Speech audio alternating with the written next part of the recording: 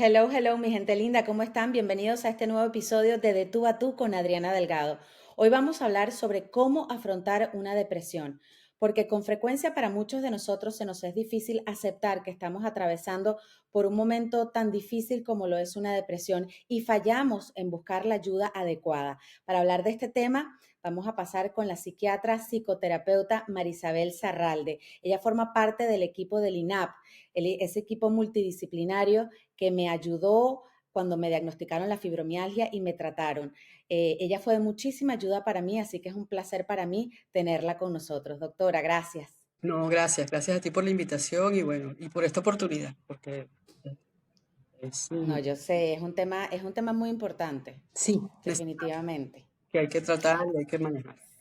Sí, a mí, por ejemplo, me hubiese encantado, cuando pasé por etapas muy depresivas en mi vida, me hubiese encantado escuchar un podcast que hablara sobre la depresión, porque realmente cuando uno atraviesa una situación así, se siente muy solo. Sí, no, y es el desconocimiento, es no saber qué es lo que está pasando, Claro.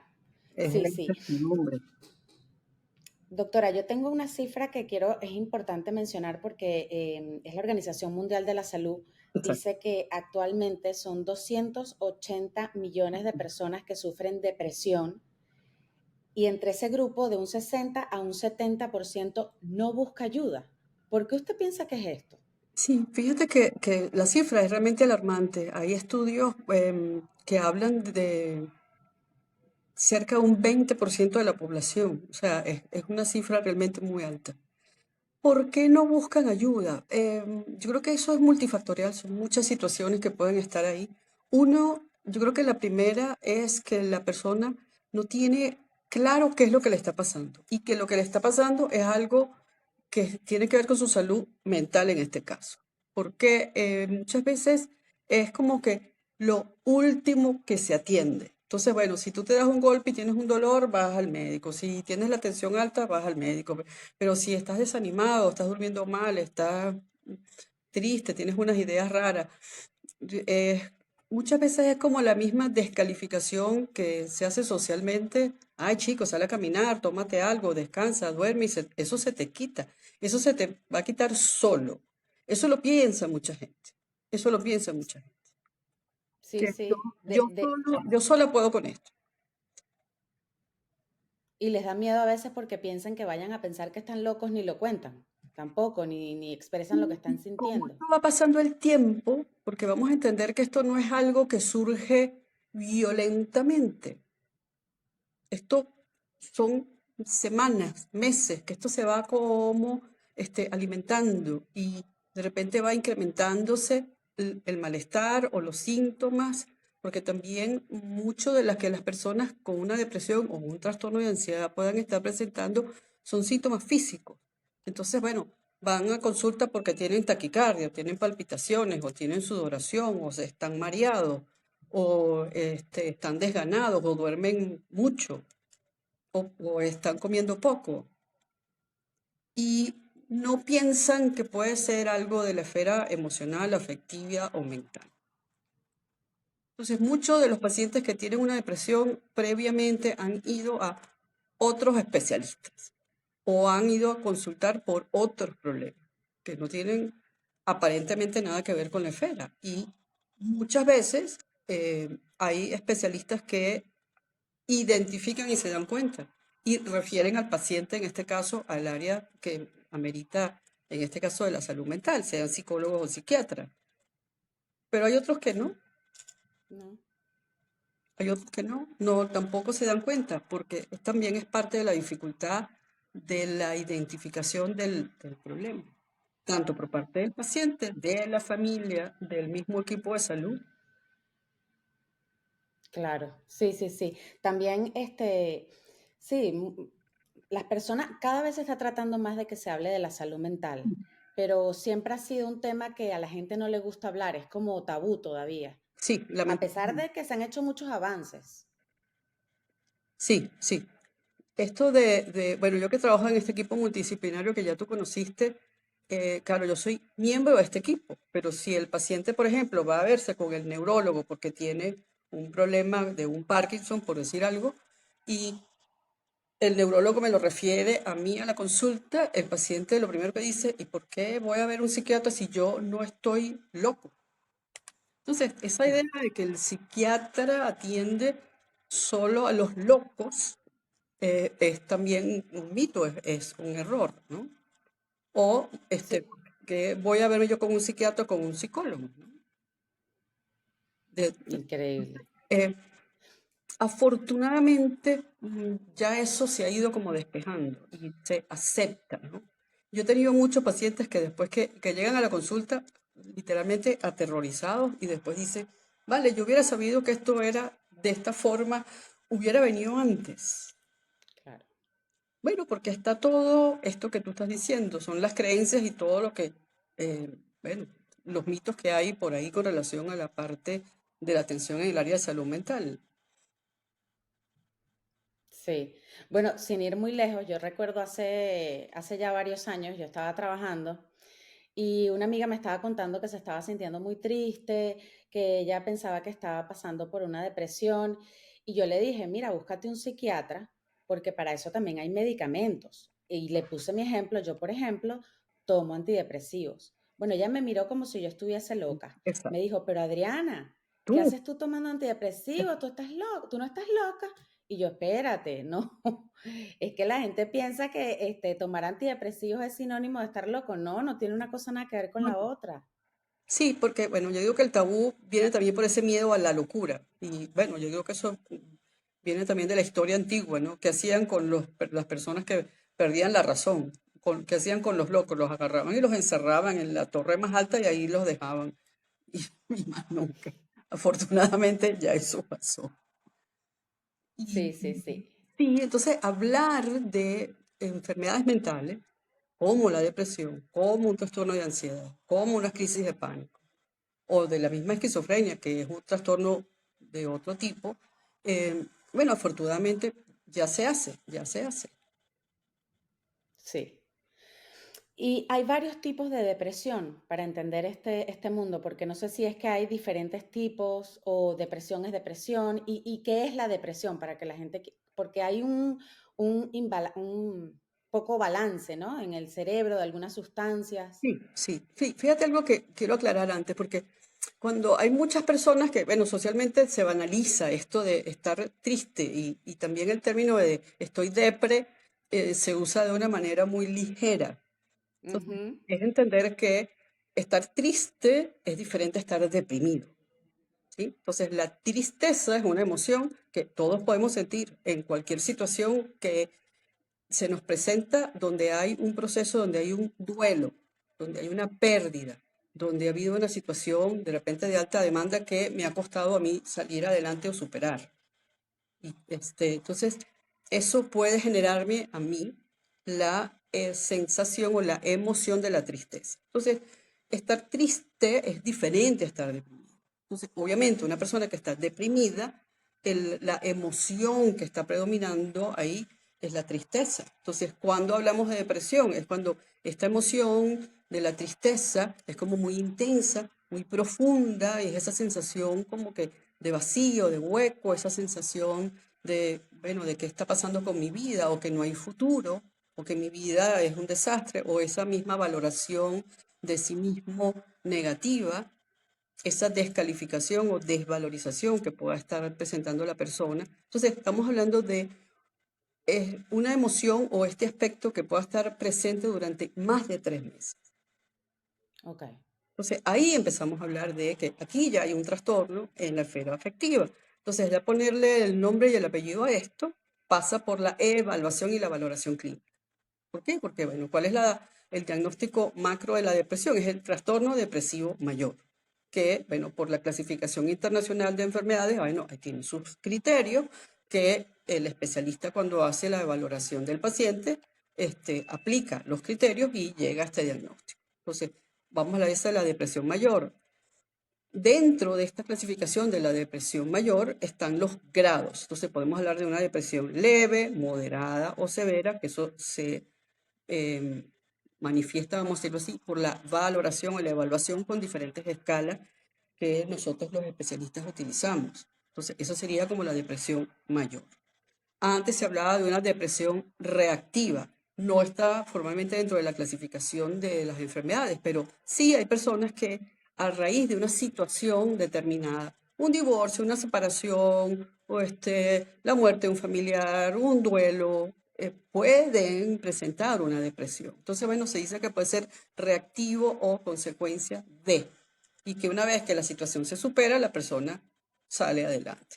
Obviamente con ayuda, no es que esto sale muchas veces se refiere o se mejora de la nada.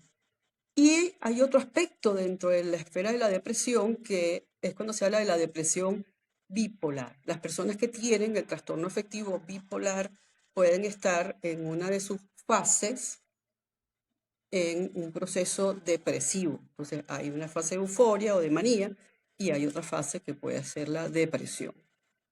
Pero eso serían más o menos las grandes bloques de clasificación. Y a nivel cerebral, ¿sucede algo en el cerebro cuando estamos Sí, deprimidos? hay muchas teorías al respecto. Obviamente estamos hablando de un desbalance, una alteración en la parte neuroquímica. Es un poco entender que las células de nuestro cerebro son las neuronas y ellas están organizadas de una manera donde se generan, las llamamos redes. Entonces es como unas redes neuronales. Ellas están utilizando una cantidad de sustancias químicas para comunicarse. Entonces la comunicación entre las neuronas es a través de sustancias químicas. Estas sustancias químicas, las más conocidas, bueno, son muchas porque los llamamos neurotransmisores. Hay muchos neurotransmisores, hay muchas sustancias que pueden funcionar como neurotransmisores, pero las más importantes son la serotonina, noradrenalina, que habla de la dopamina, y hay muchas otras. Pero dentro de la esfera afectiva emocional, de repente son estas tres las que más se manejan. Entonces, Que le dicen las de la felicidad, algo así. la serotonina es la que se maneja, se dice que es la. Pero prácticamente son tres, y no es que es una sola, porque todas están, vamos a entender que esa red de neuronas se conecta por diferentes, vamos a decirlo así, hay diferentes vías y diferentes sustancias que se están utilizando, y diferentes áreas del cerebro que se conectan, ¿sí? Entonces, ¿qué es importante entender aquí? Que esta alteración en el balance de estas sustancias químicas va a llevar a que se manifiesten una cantidad de síntomas o malestares, pueden ser afectivos, emocionales, mentales, estructurales, del pensamiento o de la parte física incluso. ¿Ok? Entonces, Sí. ¿qué se plantea? Que hay un desbalance en la parte neuroquímica del cerebro, pero hay teorías que hablan del eje hormonal, ese eje que va desde la hipófisis, el hipotálamo, las glándulas suprarrenales. Hay teorías que hablan actualmente incluso de procesos de inflamación de diferentes estructuras cerebrales. Entonces son las teorías que hablan de la neuroinflamación. Entonces, hay varias teorías al respecto. No es algo que nos podemos quedar solo con que el desbalance o la disminución de los niveles de serotonina es. Entonces, ¿qué es lo que está claro? Es que el estrés crónico va a alterar estos ejes, tanto el eje hormonal como el eje neuroquímico, como el funcionamiento cerebral, y si a esto se le suman procesos ya dentro de la parte física, por ejemplo, la presencia de otro o alguna enfermedad crónica, hipertensión, diabetes, problemas de hipotiroidismo, eso como que es otro piso que puede sumarse para que la depresión pueda presentarse. Un trastorno del sueño, una persona que duerme mal, una persona que tiene una roncopatía, una persona que tiene apneas del sueño, una persona que tiene un síndrome de piernas inquietas. Eso también es un factor que se suma para que exista el riesgo de que se desarrolle, en este caso, una depresión. Y ahora, doctora, ¿qué siente una persona cuando está deprimida, cuando está atravesando ese momento tan difícil? Sí, bueno, hay varios aspectos. Yo creo que es importante, vamos como a ir de lo más común a la sensación de falta de energía, como que la sensación de cansancio o de fatiga, de falta de energía, esa dificultad que pueden estar presentando para atender y concentrarse en sus actividades cotidianas, esa sensación de estar desanimado, de que no le provoca o le cuesta arrancar una actividad. Eh, el identificar que está triste o desanimado, eso obviamente está presente. Hay pacientes que de repente la manifestación es que están como muy sensibles, entonces están tal vez muy llorosos o lloran con facilidad. Hay personas que más bien lo que están es como irritables, les molesta que le hablen, que le comenten, que le digan. em, la pérdida o la disminución o la alteración en lo que tiene que ver con la atención y la concentración o la memoria. Muchos de los pacientes deprimidos están presentando también problemas para dormir. Hay dificultad para iniciar el sueño o para mantener en el sueño. De repente sí se duerme, pero hay un despertar muy temprano. Hay algo que se refiere a que los pacientes depresivos pueden estar despertándose a las 3 de la mañana y ese número está como marcado en el reloj. Me despierto y veo el reloj y son las 3 de la mañana. La pérdida del apetito, la pérdida del deseo sexual o de la libido. Em, Hay personas que también tienden a aislarse, esto de compartir con las demás personas, con la familia. Eso es, mira, vamos, no sé, vamos a almorzar, no, vamos a un almuerzo en la casa, no, vamos a la playa, no, no me provoca. Entonces, ese también, ese aspecto de no querer socializar, no querer compartir, eso con la parte conductual. Y hay un aspecto que es muy importante que tiene que ver con qué es lo que esta persona está pensando. Y es un poco lo que hablamos en la parte cognitiva, que cuál es el contenido del pensamiento de una persona depresiva. Entonces hay ideas de descalificación, de minusvalía, de que ya yo antes podía y ahora no puedo, yo antes tenía y ahora no tengo, yo antes me provocaba y ahora no me provoca, yo antes podía hacer las cosas y ahora me cuesta mucho, entonces es que estoy mal, estoy torpe, estoy bruto, empiezan es un discurso de autodescalificación. Puede también identificarse estas ideas relacionadas con la autovaloración de la vida de la persona. Es como, bueno, he sido un fracaso, ¿no? Tengo problemas en mi familia, tengo problemas en mi pareja, tengo problemas con mis hijos, tengo problemas, entonces, bueno, en mi trabajo, soy un fracaso. O la valoración de su persona. Entonces, bueno, hay personas que en su proceso depresivo empiezan a pensar que están desarregladas, feas, gordas. Entonces, esa autoimagen también está alterada. Y la otra cosa, con relación a la parte cognitiva, tiene que ver con la expectativa o la visión del futuro. ¿Qué hay en tu futuro? Entonces ellos ven casi que nada, una nube negra. Yo digo que están como inmersos como en una especie de nube negra donde no veo horizonte, no veo futuro. Todo es negativo, todo está mal.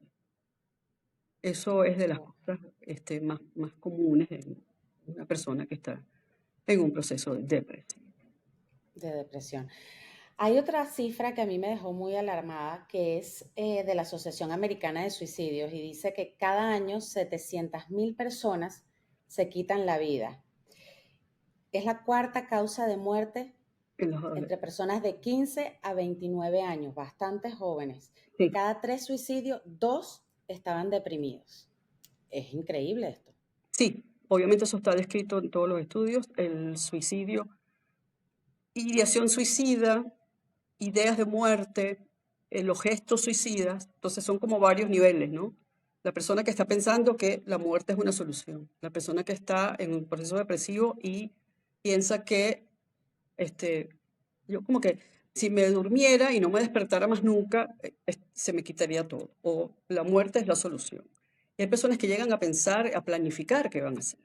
Hay personas que lo intentan, muchas de ellas fallan y hay otras personas que sí lo logran, que es formalmente el concepto del suicidio. El suicidio es esto que acabas de decir, es que la persona se quita la vida por sus propios medios.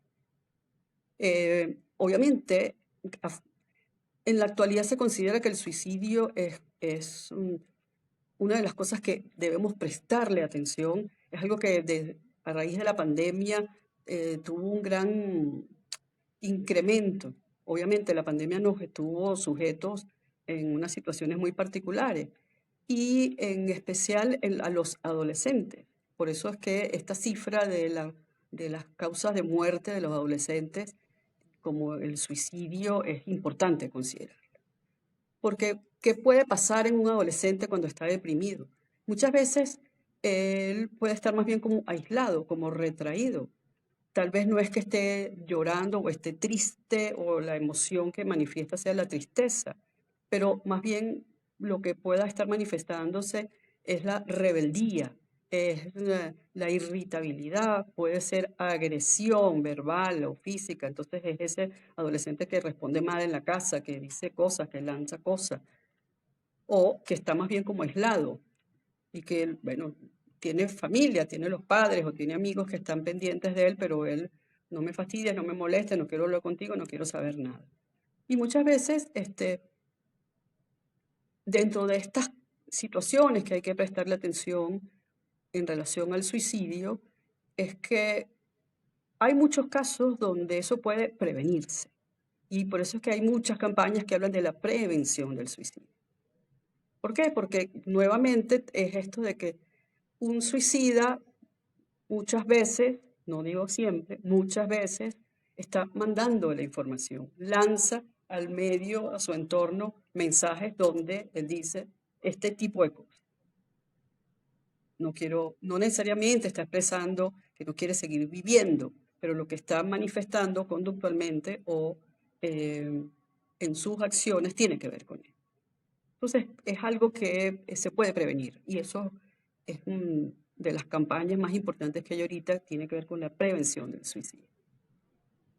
Sí, importantísimo.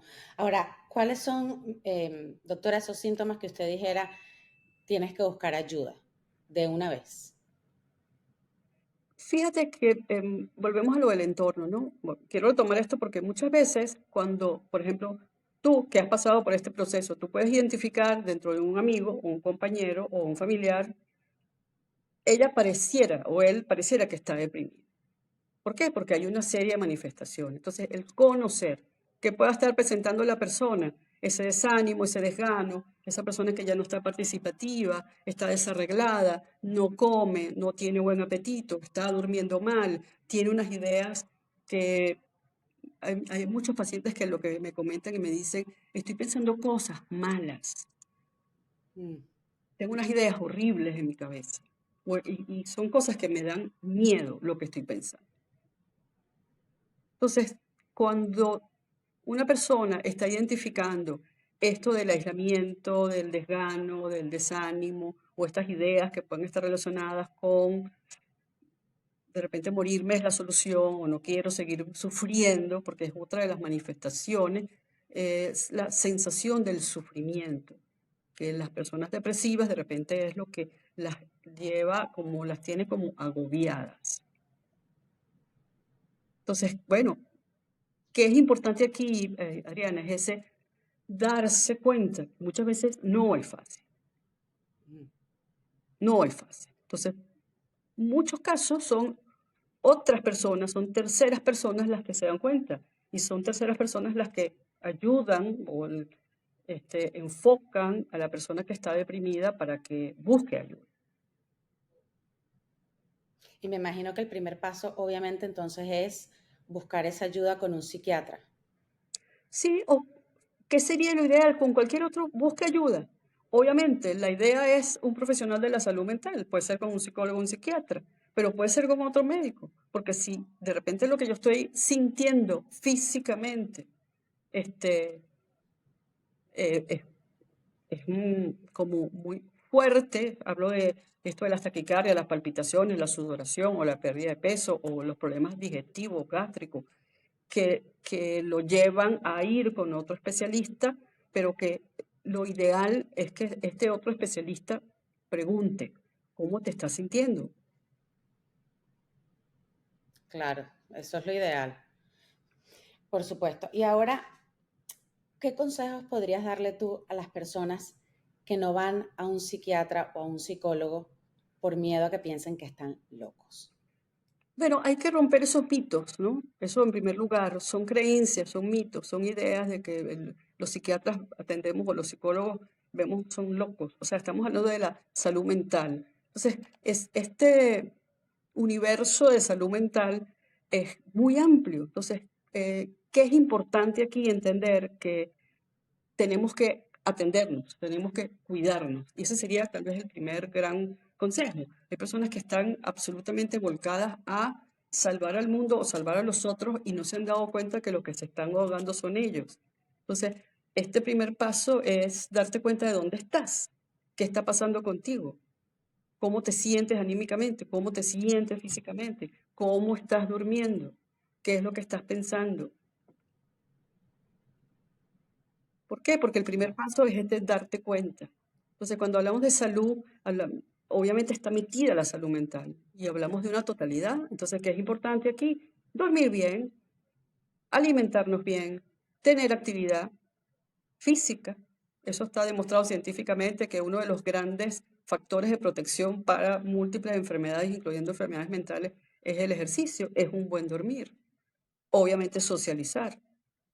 Entonces, si estás viendo que no estás alimentándote bien, no estás durmiendo bien, estás aislado del mundo, no quieres hablar con nadie, tienes problemas o te sientes que estás embotado a la hora de realizar tus tareas en tu trabajo o en los estudios. Bueno, yo creo que es importante darse cuenta de que no estoy bien, no me he sentido bien. Y Claro.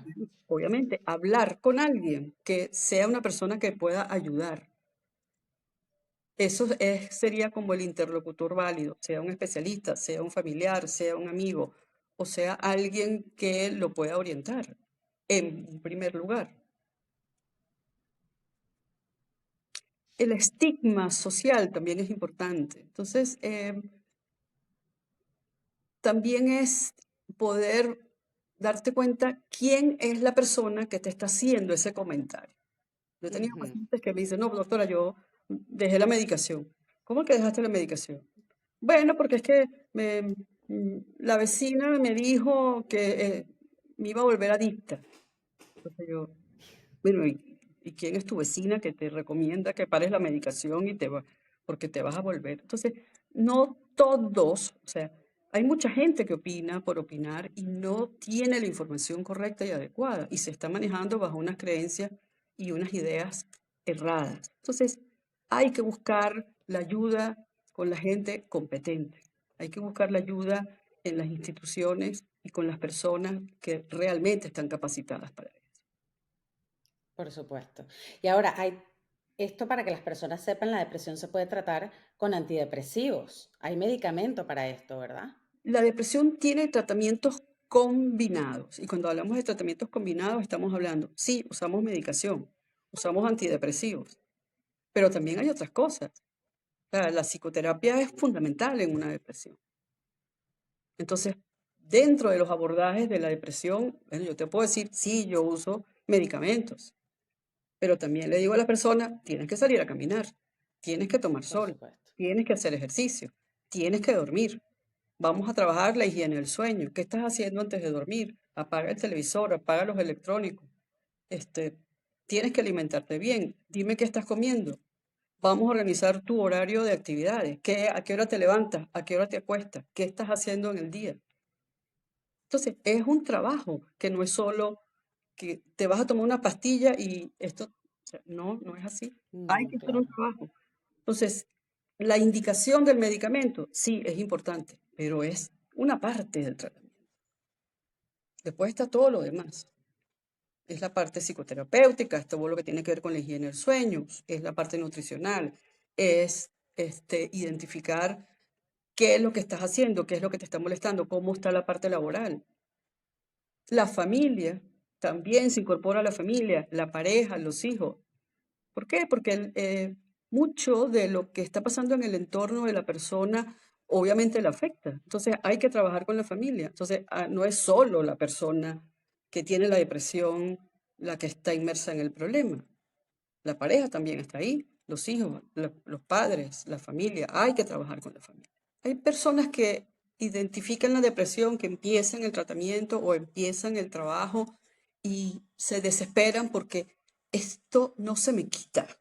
Entonces, la Mm, idea de que yo te voy a dar una pastilla o te vas a tomar esto y vas a hacer esto y esto se te va a quitar es errada.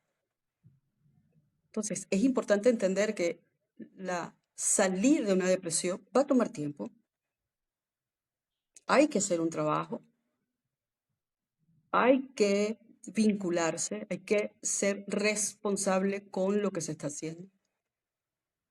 Y esto toma su tiempo. ¿Por qué? Porque reajustar toda la parte neuroquímica, reajustar todo ese hormonal, reajustar todos los hábitos que tenemos, estos malos hábitos que venimos teniendo, también toma su tiempo. Entonces, hay que ser paciente, esperar que las cosas tomen el tiempo que necesitan. Es así como que, bueno, un embarazo necesita 9 meses para que ese bebé nazca sano. No, no es menos tiempo, ese es el tiempo. Y en las depresiones o en los trastornos de ansiedad o en muchas enfermedades mentales necesitamos tiempo. ¿Para qué? Para que el organismo reaccione, para que el equilibrio se alcance de nuevo, para que la armonía vuelva a fluir, para que el equilibrio de nuevo esté presente. Y sí, hablamos de semanas, meses. Esto es importante, esto es importante. Sí, sí, importante mencionar eso porque hay personas que quieren ver el resultado ya. Sí, y no es inmediato, no es inmediato, toma su tiempo. Bueno, doctora, muchísimas gracias por haber estado con nosotros. No, gracias a ti por esta invitación y bueno, a tu orden. Gracias. Y amigos, a ustedes si quieren contactar a la doctora Zarralde, abajo en la caja de descripción les voy a dejar su Instagram para quienes quieran puedan contactarlas. Si les gustó este contenido, denle like, activen la campanita de notificaciones, suscríbanse a mi canal de YouTube si no lo han hecho y nos vemos el próximo jueves en otro episodio de Tú a Tú con Adriana Delgado. Bye.